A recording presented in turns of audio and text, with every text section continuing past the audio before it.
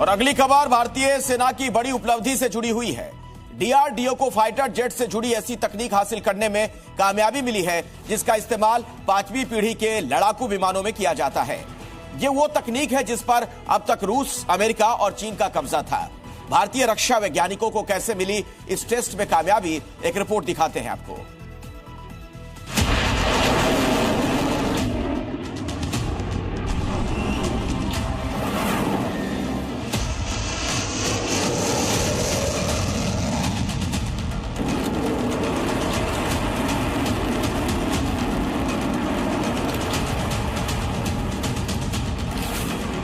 आसमान में अब और तेजी से गरजेगा हिंदुस्तान का स्वदेशी लड़ाकू विमान।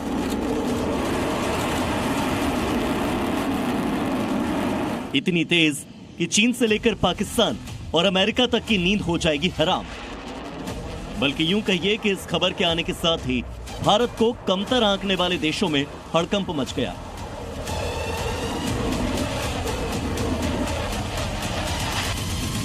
क्योंकि डीआरडीओ ने वो तकनीक हासिल कर ली है जो 5वीं पीढ़ी के फाइटर जेट्स के लिए बेहद जरूरी है।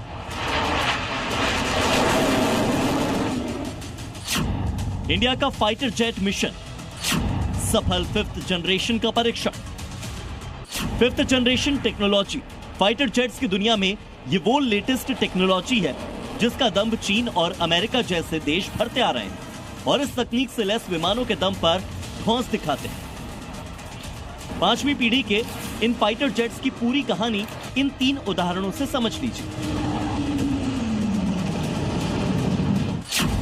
जैसे अमेरिका अपने F-35 को दुनिया का सबसे बेस्ट फाइटर जेट बताता है, तो रूस अपने Su-57 को बेहतरीन बताता है।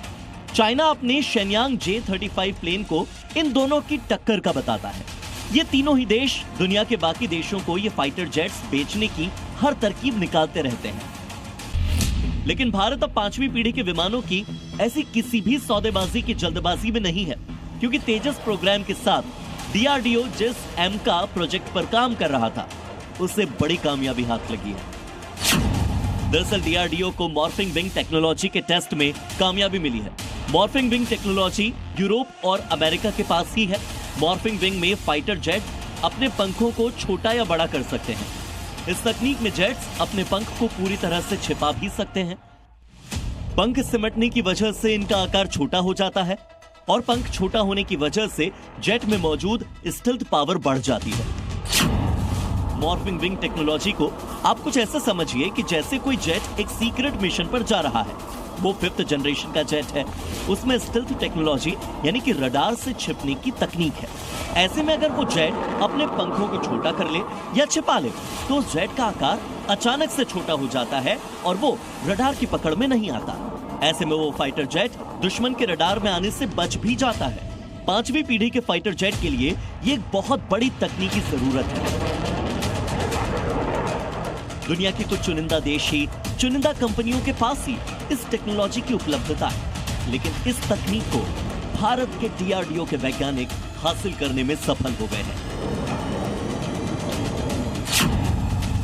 दरअसल ये एक बेहद खास टेक्नोलॉजी है जिसमें पंख एक खास धातु से बने होते हैं जो एक विशेष तापमान पर गर्म होने के बाद फैल जाते हैं और ठंडा होने पर छोटे हो जाते हैं, यानी कि सिकुड़ जाते हैं।